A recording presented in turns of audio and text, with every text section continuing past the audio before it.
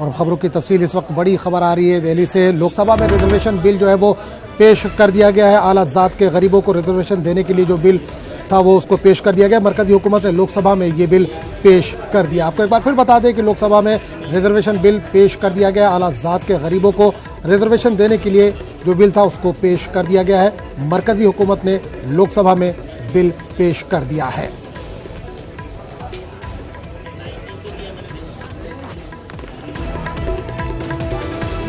नाज़रीन, एक बार फिर आपको बता दें कि लोकसभा में रिजर्वेशन बिल पेश कर दिया गया। आला ज़ात के गरीबों को ये रिजर्वेशन दिया जाना है, जिसे आज पेश कर दिया गया। मरकजी हुकूमत ने लोकसभा में ये बिल पेश किया।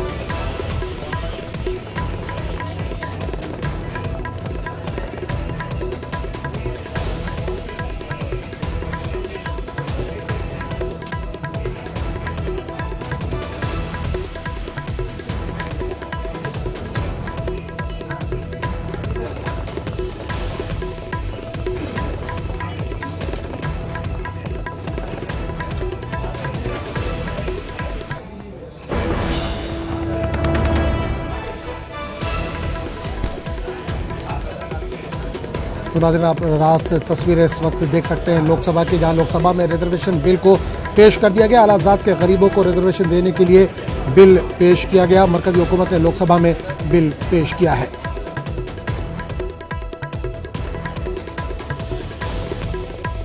Analysis, proper use of expert evidence in the court. Otherwise, in the absence of these laws, we will be perpetrating an injustice in the criminal justice system.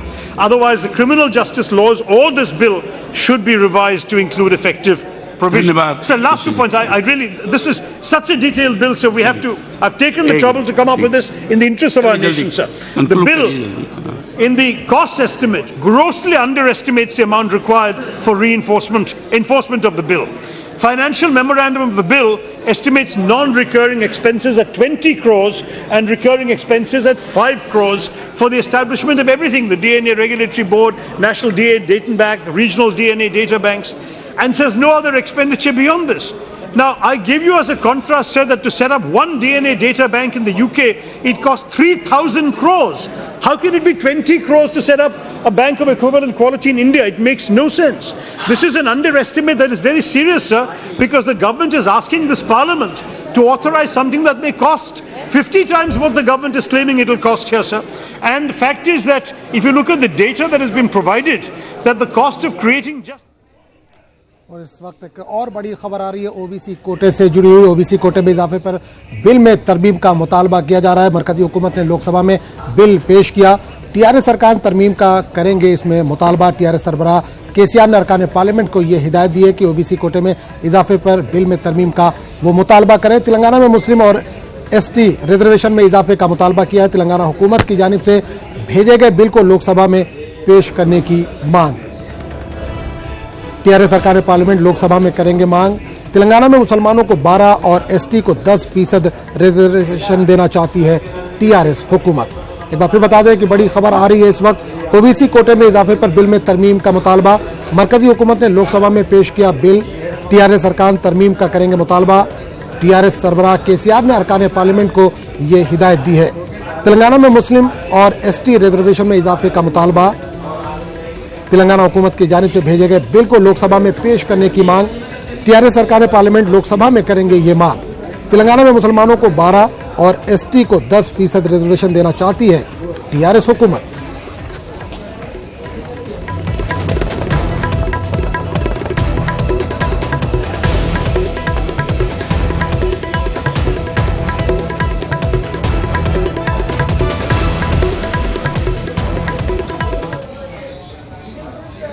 और खबर जम्मू कश्मीर के पुलवामा से आ रही है, जहां पर इनकाउंटर की खबर है। लितर इलाके में चौधरी लितर बाग में मिलिटेंटों ने आर्मी पर फायरिंग की, जिसके बाद पूरे इलाके को मुहासरे में ले लिया गया है। और पूरे इलाके को मुहासरे में लेने के बाद 2 मिलिटेंट इसमें फंस गए थे। बताया जा रहा है कि मुहासरे के दौरान दोनों जानिब से फायरिंग का तबादला हुआ, जिसमें एक मिलिटेंट के मारे जाने की खबर है, जबकि दूसरा मिलिटेंट अभी भी बस्ती में कहीं छुपा हुआ बताया जा रहा है। इस दौरान इनकाउंटर मुकाम के आसपास के इलाके के लोगों और फोर्सेस के बीच झड़पें भी रौनमा हुई हैं।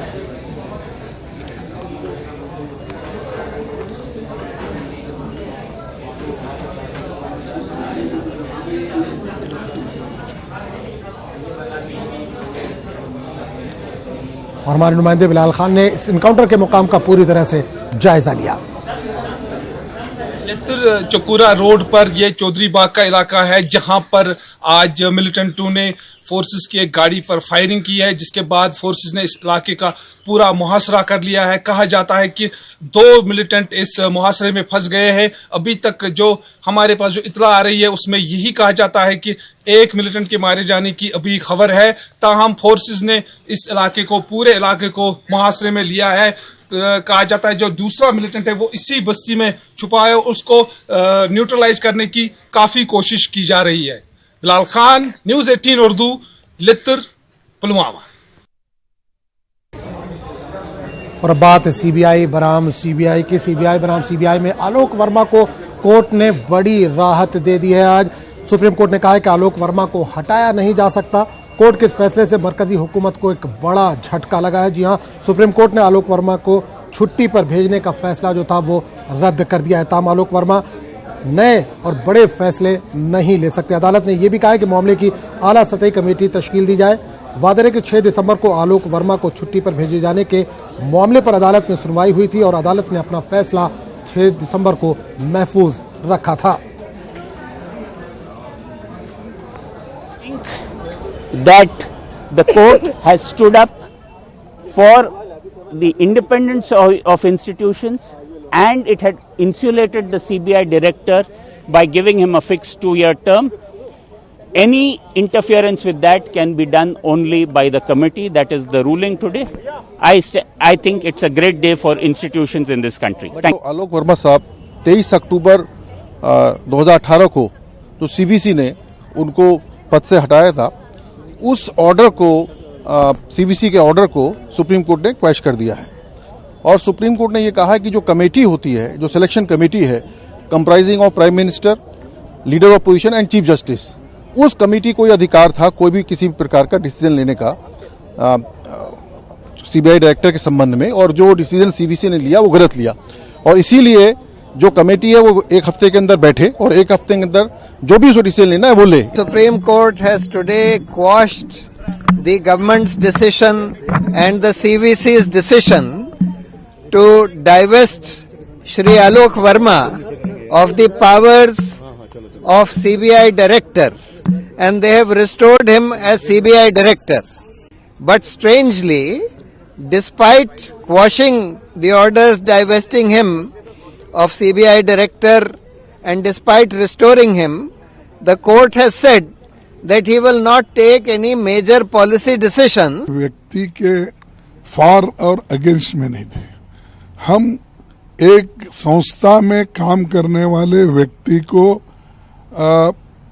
जो हटाया गया इसीलिए कि उनकी बात वो नहीं मान रहे थे, और राफेल के फाइल्स उनके सामने छानबीन करने के लिए पड़े हुए थे या उसके बारे में इंफॉर्मेशन कलेक्ट कर रहे थे, ऐसा हमको इत्तला मिली है। तो उस संशय के आधार पर और अपने को चाहने वाले जो जॉइंट डायरेक्टर थे या एडिशनल डायरेक्टर थे, उनको जगह बनाने के लिए इन्होंने कोशिश की। लेकिन ये वेलकम है कि सुप्रीम कोर्ट ने इसको कंप्लीटली रिव्यू करके फिर रेस्टोर किया। ये एक उनको, सरकार को भी एक सबक सिखाया गया। उस पूरे मामले पर बात करने के लिए हम सीधे रुख करेंगे दिल्ली का, जहां से हमारे नुमाइंदे सुशील इस वक्त सीधे तौर पर जुड़े। सुशील, आपसे जानना चाहेंगे कि आलोक वर्मा पर फैसला आ गया, कितनी बड़ी राहत है आलोक वर्मा के लिए? जी देखिए, साफ तौर से एक बड़ी राहत फिलहाल आलोक वर्मा को सुप्रीम कोर्ट से, लेकिन अभी फिलहाल सुप्रीम कोर्ट ने अपने फैसले में ये भी कहा है कि आलोक वर्मा अपने पद पर बने तो रहेंगे लेकिन कोई नीतिगत फैसला या कोई पॉलिसी डिसीजन वो नहीं लेंगे। ये सुप्रीम कोर्ट ने फिलहाल आदेश दिया है। सुप्रीम कोर्ट ने ये भी कहा है कि जो चयन समिति है, जिस चयन समिति में प्रधानमंत्री, एलओपी और चीफ जस्टिस खुद होते हैं, वो 1 हफ्ते के अंदर बैठक करें और जिस तरह आरोप लगाया गया था, उन आरोपों में जो ट्रांसफर किया गया है, क्या वो फिलहाल ट्रांसफर सही है या गलत है, इस पर वो फैसला लेंगे।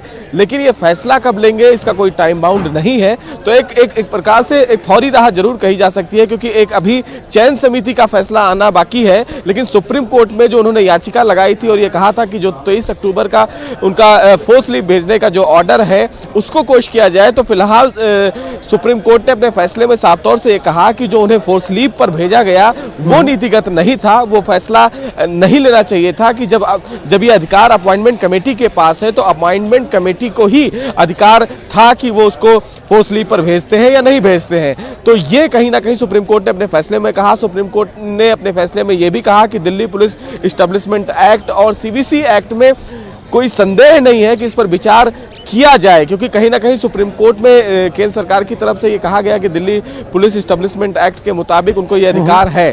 चूंकि ये विवाद काफी लंबे समय से चल रहा था, तो ऐसे में सुप्रीम कोर्ट ने पिछली सुनवाई के दौरान ये सवाल खड़ा किया था कि जब विवाद इतने लंबे समय से था तो फैसला कहीं ना कहीं जो अपॉइंटमेंट कमेटी है उसको लेना चाहिए था, लेकिन ऐसा नहीं किया। चूंकि सरकार ने ये कहा कि सीबीआई एक स्वायत्त एजेंसी है और हमें उसकी स्वायत्तता और स्वतंत्रता बनाए रखने के लिए ऐसा फैसला लेना पड़ा। लेकिन सुप्रीम कोर्ट फिलहाल केंद्र सरकार की इन तमाम दलीलों से संतुष्ट नहीं हुआ और इसीलिए 23 अक्टूबर के उस आदेश को सुप्रीम कोर्ट ने रद्द कर दिया है।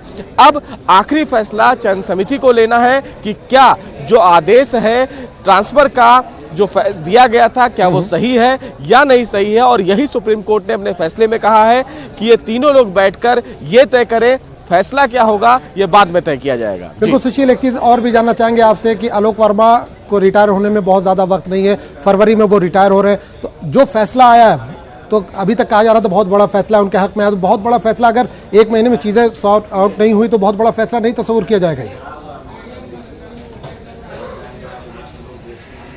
जी देखिए, फिलहाल सुप्रीम कोर्ट से आलोक वर्मा को राहत है, 31 जनवरी तक उनका टेन्योर है, तो कहीं ना कहीं जो उम्मीद थी आलोक वर्मा को कि सुप्रीम कोर्ट में फिलहाल वो उस आदेश के खिलाफ आए थे जिस आदेश में उन्हें छुट्टी पर भेज दिया गया था, उस आदेश को फिलहाल रद्द कर दिया है, ये एक जीत है। लेकिन अभी कहीं ना कहीं एक स्टेप और बाकी है, क्योंकि चयन समिति इस पूरे मामले पर अभी कहीं ना कहीं इस पूरे मामले पर विचार करेगी और अंतिम फैसला उसका क्या होता है, ये एक बड़ा सवाल है आलोक वर्मा के लिए। लेकिन सुप्रीम कोर्ट से एक फौरी राहत कही जा सकती है, क्योंकि सुप्रीम कोर्ट में उन्होंने ये दलील दी थी कि उन्हें फिलहाल जो फैसला लिया गया है सीवीसी की तरफ से वो गलत फैसला है, क्योंकि चयन समिति को यह अधिकार था, लेकिन केंद्र सरकार ने साफ तौर से ये कहा कि उस दौरान माहौल ऐसा था कि हमें इस प्रकार का फैसला लेना पड़ा। लेकिन जो याचिकाएं दाखिल की गई उसमें साफ तौर से ये कहा गया कि विनीत नारायण का जो जजमेंट था उस जजमेंट के मुताबिक चयन समिति अगर किसी भी निदेशक को अपॉइंट करती है तो उसको हटाने का या उसको ट्रांसफर भेजने का भी अधिकार चयन समिति के पास है, लेकिन केंद्र सरकार ने उन नियमों को नहीं माना है और यही कहीं ना कहीं एक बड़ी गलती सरकार की थी। और आज सुप्रीम कोर्ट ने भी ये कहा कि अगर चयन समिति के पास इसको वापस भेजा जाता तो फिलहाल ये मामला न्यायालय तक नहीं आता। और यही आलोक वर्मा ने अपनी जी बिल्कुल, बहुत बहुत शुक्रिया सुशील इस तमाम जानकारी के लिए। और अब आगे बढ़ेंगे और बात करेंगे ट्रेड यूनियन ने जो 2 रोज़ा हड़ताल दी है, उसके ट्रेड यूनियन ने 2 रोज़ा हड़ताल दी है। मुर्गीर सतह पर बंद का असर देखा जा रहा है, कई जगहों पर तोड़फोड़ की भी खबरें आई हैं। उस ताल्लुक से आपको बता दें कि आज मुर्गीर सतह पर ट्रेड यूनियनों की हड़ताल इस वक्त जारी है। हड़ताल के पेश नज़र कई मुकामात पर सिक्योरिटी को सख्त कर दिया गया है। सीपीएम ने ट्रेड यूनियन की हड़ताल को हिमायत करने का ऐलान किया है। मोदी हुकूमत के पॉलिसी से नाराज ट्रेड यूनियन कारकुनान ने अपने मुतालबात के पेश नज़र 8 और 9 जनवरी को हड़ताल का ये ऐलान किया। वहीं कुछ दीगर तंजीमें भी इसकी हिमायत में उतर आई हैं। बंद के दौरान कोलकाता में बंद में शामिल कई सीपीएम कारकुनान को हिरासत में भी लिया गया है।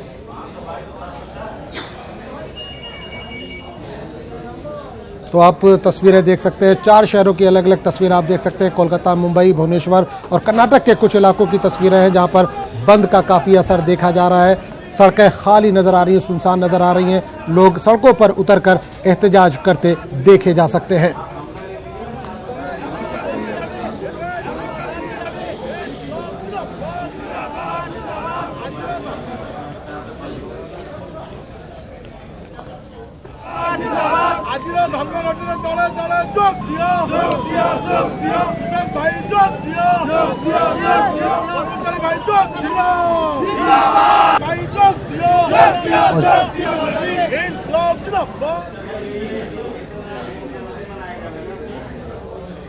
और इस पूरे मामले पर बात करने के लिए हम सीधे रुख करेंगे बेंगलुरु का, जहां से हमारे नुमाइंदे रऊफ अहमद हल्लूर जुड़े।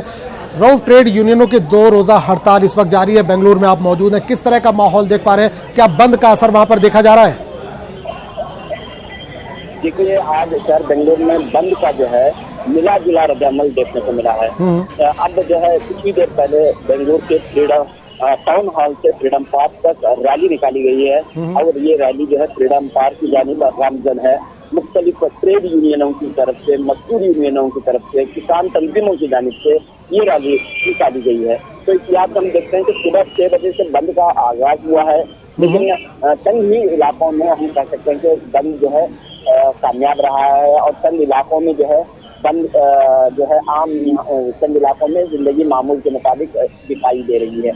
जहाँ तक हुकूमत का सवाल है, यहाँ पर रियासत कर्नाटक में कांग्रेस और जेडीएस की मजबूत हुकूमत है और बंद के लिए हुकूमत ने ऑफिशियली किसी तारीख का ऐलान नहीं किया है। इसके बावजूद हुकूमत के जो इदारे हैं, जो तंजीमें हैं, जो ट्रेड यूनियंस हैं, जो बीएमसी की हो, केएसआरटीसी हो, NWKSRTC हो, ये मजदूर यूनियन भी जो है बंद में शरीक हैं। और दूसरी जानिब बैंक यूनियन जो है, बैंक एम्प्लॉइज यूनियन है, वो भी जो है इस बंद की तारीफ करते हुए दिखाई दे रहे हैं। तो कुल मिलाकर हम ये कह सकते हैं कि आम जिंदगी पर असर कुछ ज्यादा नहीं हुआ है, लेकिन हुकूमत पर दबाव जरूर बना है। रऊफ, कहीं से पुरतशद्दुद वाकयात की कुछ खबरें आई हैं इस ताल्लुक से?